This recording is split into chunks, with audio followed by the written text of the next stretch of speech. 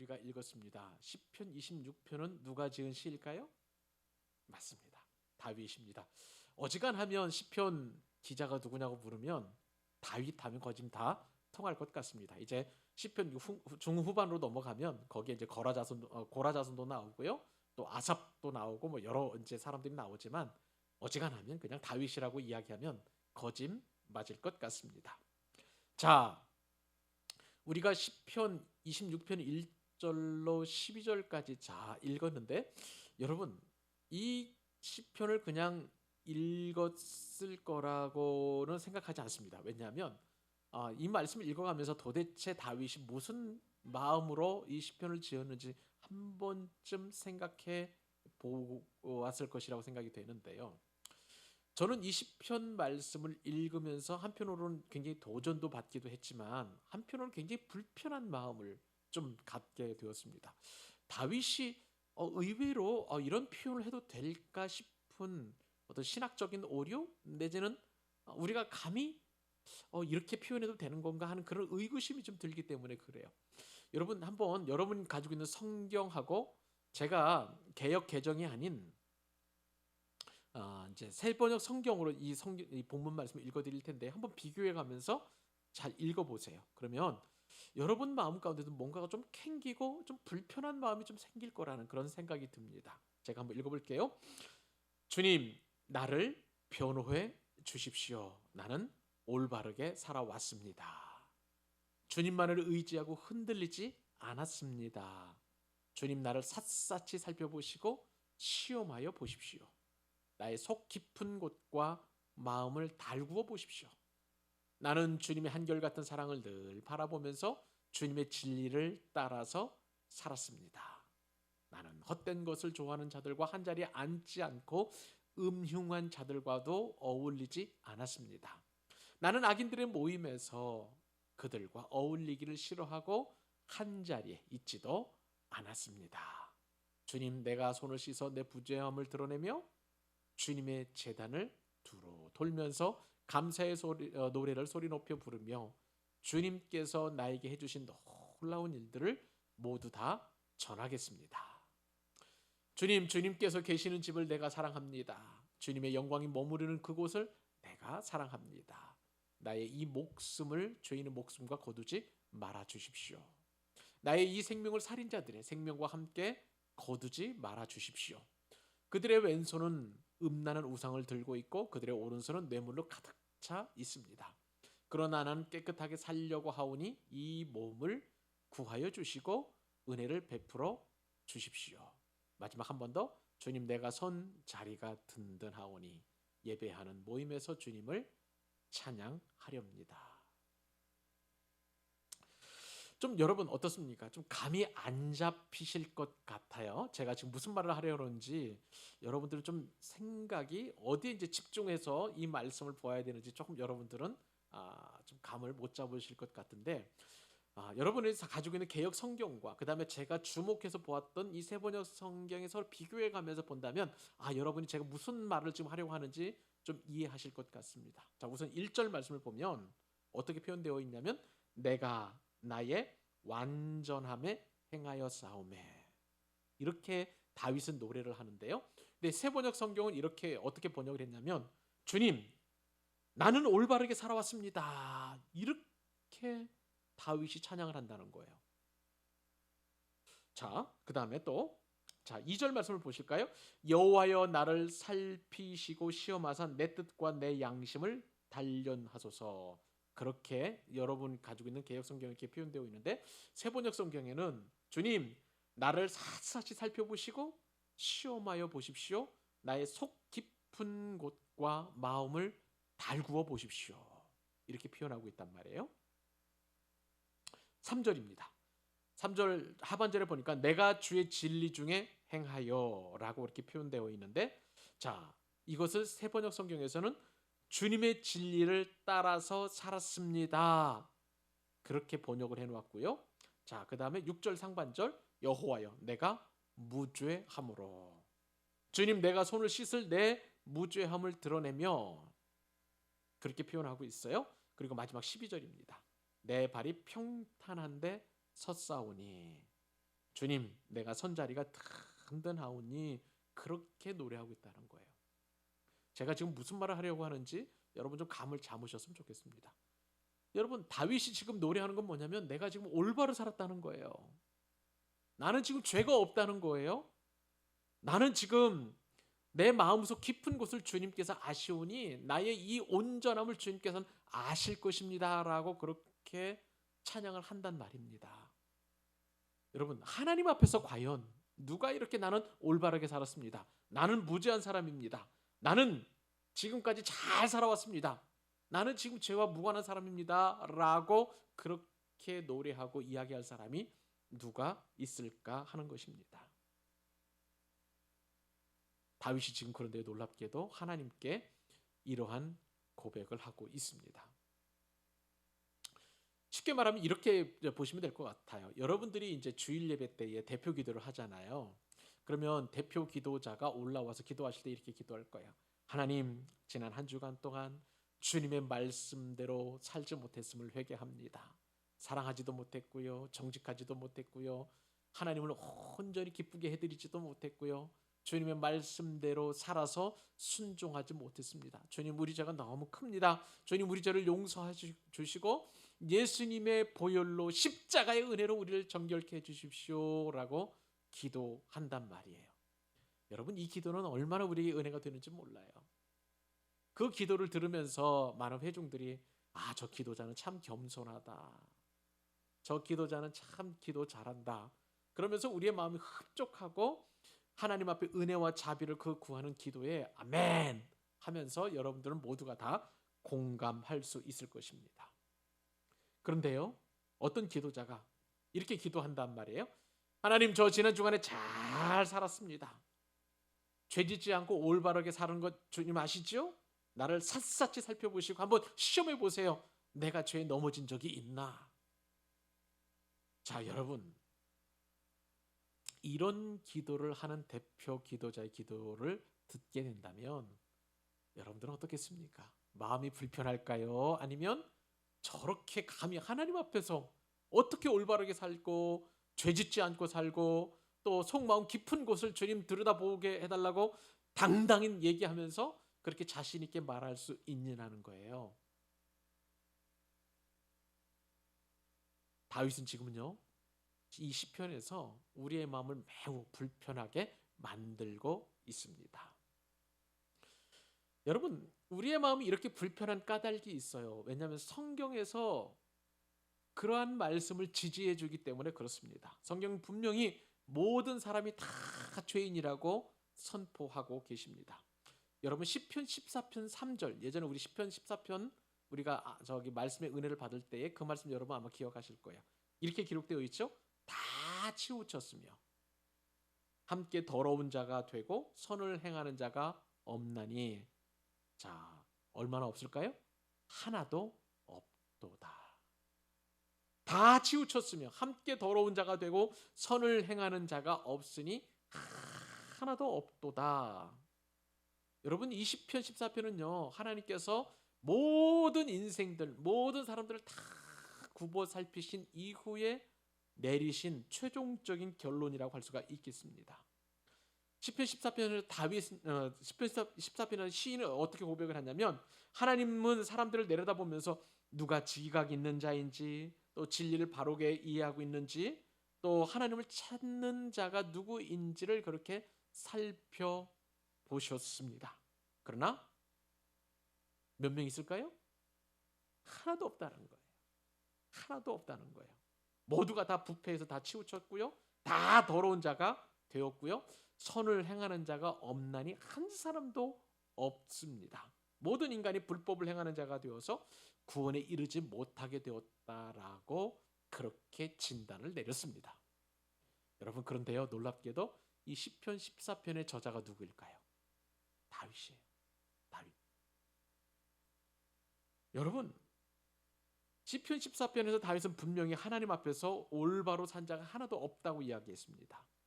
무죄한 자가 없다고 그랬어요. 모든 사람이 다 부패했다고 인간의 어떤 그런 정체성을 분명하게 다 드러낸 거예요.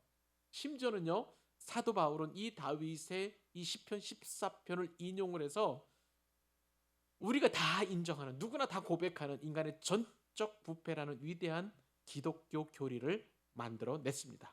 그것이 바로 로마서 3장 10절로 12절까지 말씀이에요. 제가 읽어드릴게요.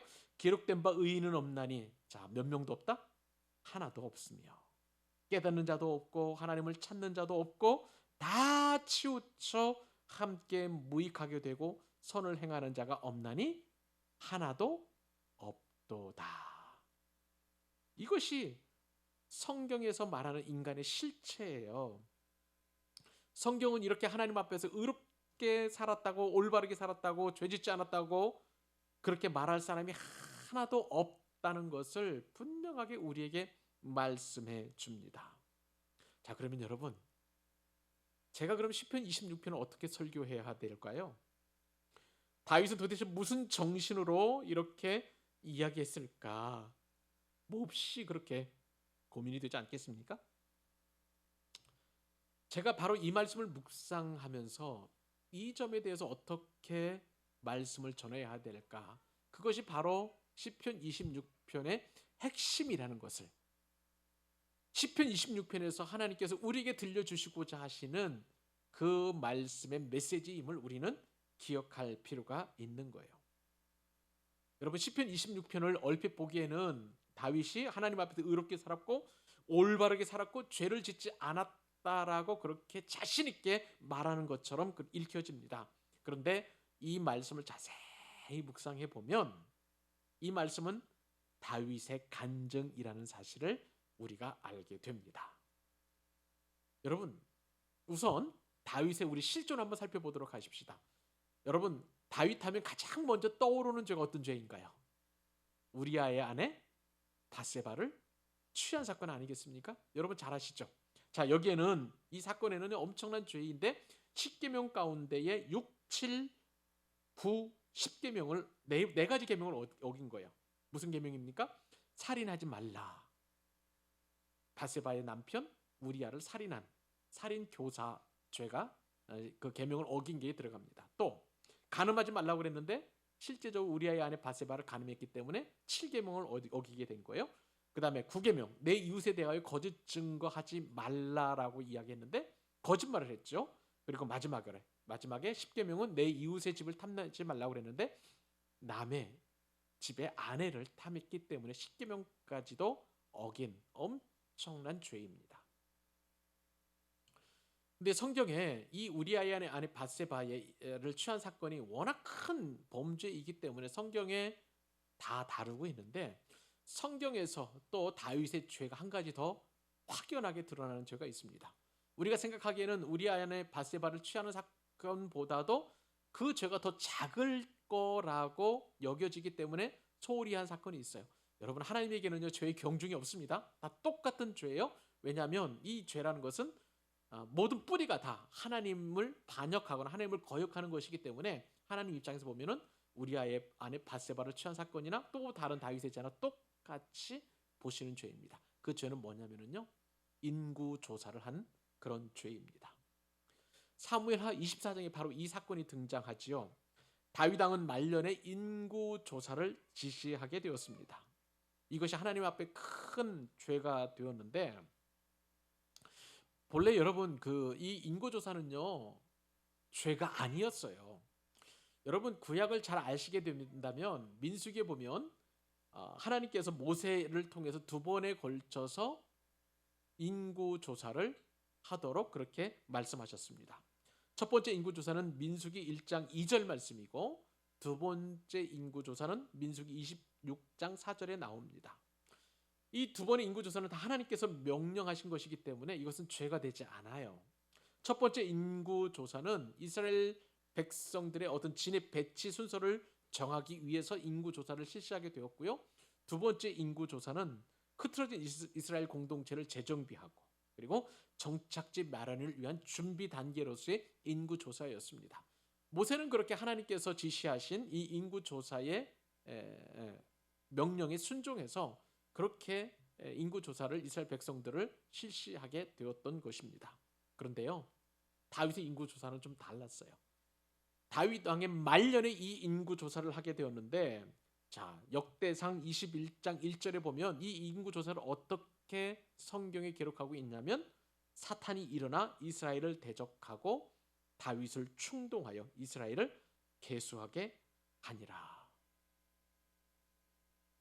다윗의 인구 조사는요, 하나님의 명령이 아니라 누구의 계략에 의한 거라고요? 사탄이에요. 사탄의 계략에 의해서 이 인구 조사를 하게 되었습니다. 다윗이 인구 조사를 할 목적은 이거예요. 이스라엘 백성 중에서 군대를 더 모집하려고, 그리고 더 많은 세금을 거두어 들이기 위해서 그 인간의 노력으로 부강하고 더 강성한 나라, 내가 세운 이 나라가 얼마나 견고한지를 나름대로 측정해 보려고 하기 위한 목적으로 다윗이 인구 조사를 한 것입니다. 그러므로 이것은 하나님이 주신 인구 조사의 목적과 완전히 다른 것이고, 그리고 그것은 다윗이 자신이 이룬 업적에 대한 자만심을 누리기 위해서 그렇게 인구 조사를 실시하게 된 거예요. 하나님은 이것을 결코 가볍게 여기지 아니하시고 죄를 물으셨습니다. 여러 가지 죄값을 어떻게 치르겠느냐라고 이야기했었는데, 다윗이 선택한 것은 전염병을 내려서 사흘 동안 이스라엘 백성들을 친 거예요. 그렇게 해서 이스라엘 백성들 7만 명이 한꺼번에 이 전염병으로 죽임을 당하는 엄청난 아픔이 이스라엘 그 진중 가운데 나타나게 되었습니다. 이것을 볼 때에 다윗도 한 사람의 죄인일 뿐이라는 것을 우리는 알게 됩니다. 그런데 오늘 본문에 보니까 다윗이 어떻게 노래한다고요? 하나님, 나는 올바르게 살았어요. 하나님, 나는 죄를 짓지 않았어요. 하나님, 내 마음의 깊은 곳을 감찰해 보시면 아시겠지만 내 마음에 죄가 없다는 것 주님이 아시지요. 뭐 이렇게 다윗이 노래하고 있다는 것입니다. 우리는 시편 26편 말씀을 상고할 때에 이것은 다윗이 자신의 위대함을, 순수함을, 무고함을 드러내려고 하는 것이 아닌 거예요. 다윗은 스스로 의롭고 자신이 위대한 사람이라고 그렇게 표현하기 위해서 시편 26편을 지은 것이 아니라, 이렇게 고백할 수 있도록 하나님께서 얼마나 큰 일을 하셨는지, 위대한 일을 하셨는지 다윗이 지금 간증하고 있는 그런 내용이라고 할 수가 있겠습니다. 어쩔 수 없는 죄인을 하나님께서 어떻게 만드셨길래 다윗이 이처럼 나는 무죄합니다, 나는 올바로 살아왔습니다, 나는 내 마음의 깊은 곳에서부터 죄가 없습니다라고 이렇게 고백할 수 있느냐는 거예요.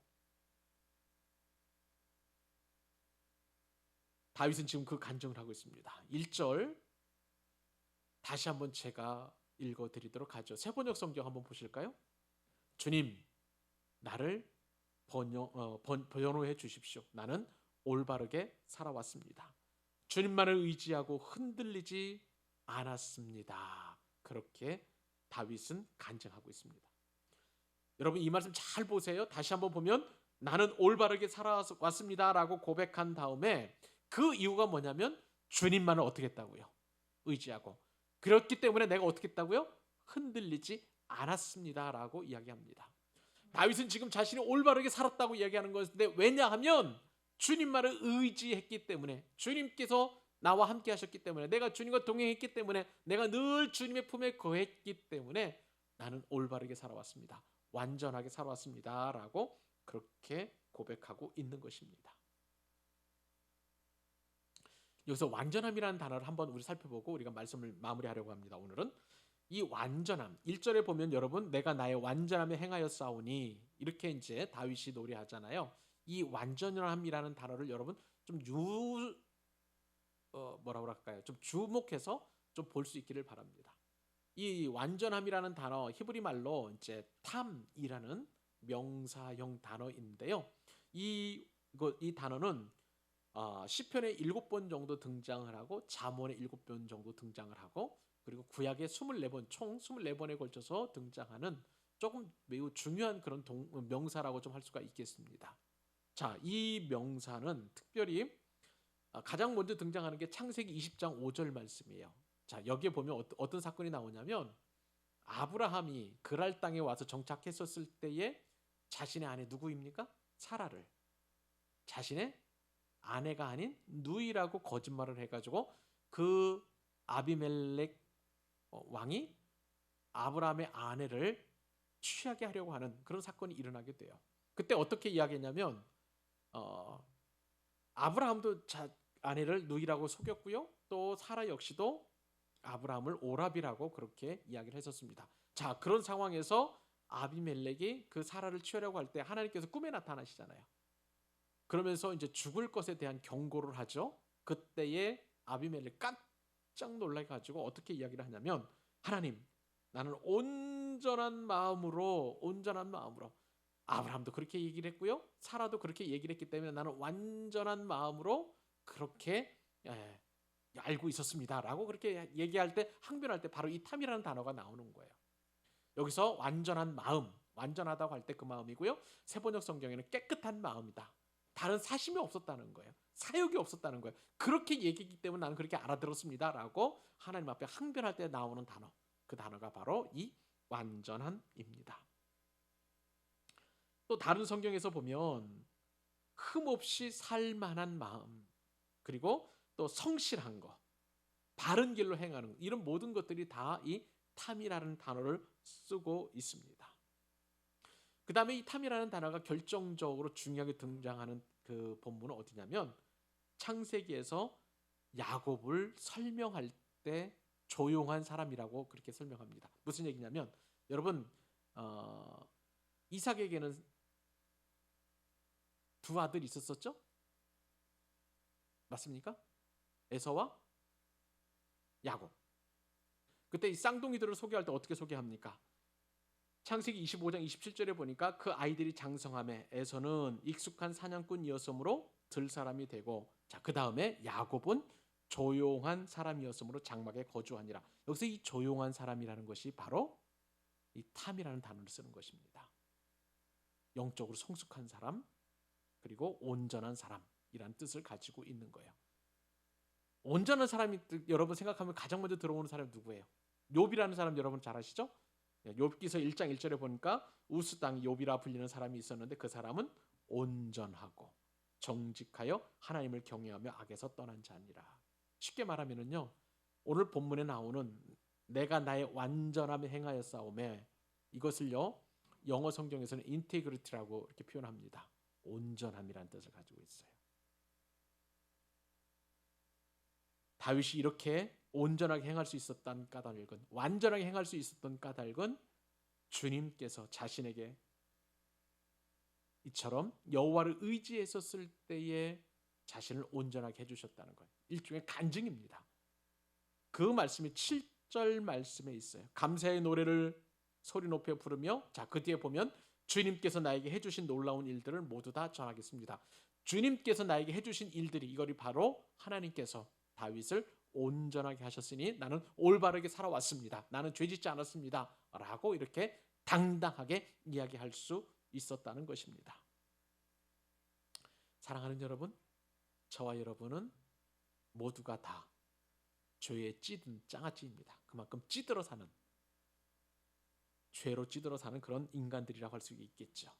생각하고 우리가 말하고 계획하고 행동하는 모든 것들이 다 죄와 연관되어 있습니다.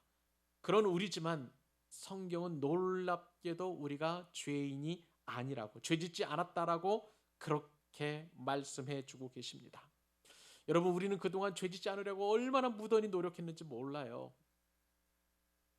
그 죄 한 가지만, 죄만 생각나도 우리의 영혼이 가만히 있지를 못하고 하나님 앞에 벌벌 떨면서 회개하려고 하고, 그리고 그 죄에서 돌이키려고 얼마나 우리가 발버둥치는지 모릅니다. 여러분, 그러니까 다윗이 이렇게 고백하는 것이 얼마나 놀라운 일이라는 것을 우리는 어렵지 않게 짐작할 수 있습니다.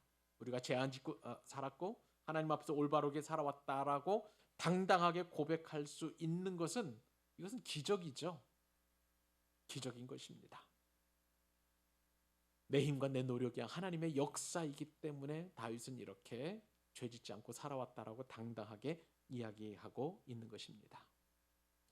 사랑하는 여러분, 우리에게도 이처럼 다윗과도 같은 당당한 간증이 있기를 간절히 소망합니다. 우리가 기도할 때에 하나님, 우리가 지난 한 주간 동안 죄짓지 않았습니다. 말씀대로 올바로 살아왔습니다. 하나님, 제 속을 살펴보세요. 제가 얼마나 하나님을 기뻐하고 즐거워했는지 하나님, 저는 당당하게 간증하고 싶습니다. 많은 사람들이 인정하든 안 하든 상관없이 저는 그렇게 살고 싶고 살아왔습니다. 그렇게 우리가 하나님 앞에 간증할 수 있다면 얼마나 이것이 복되고 귀한 것인가요? 다윗은 지금 그렇게 하나님을 찬양하고 있습니다. 내가 나의 완전함에 행하였사오며 흔들리지 아니하였는데 그 이유는 무엇입니까? 내가 여호와를 의지하였기 때문입니다. 이 밤에 우리 한 가지만 딱 우리 기억하고 갑시다. 내가 올바르게 살 수 있는 것, 내가 죄짓지 않을 수 있는 것은 내 힘과 내 능력이 아니라 오직 하나님을 의지할 때만 가능하다는 거예요. 여러분, 이것이 십자가의 능력인 줄 믿으시기 바랍니다. 이것이 복음의 우리 권세이고 이것이 복음의 능력인 줄 믿으시기 바랍니다. 이 말씀 붙들고 이제 우리가 다시 또 가정으로, 세상으로, 우리의 일터로 돌아가서 그렇게 다윗처럼 외치고 간증하는 복된 인생이 될 수 있기를 간절히 소망합니다.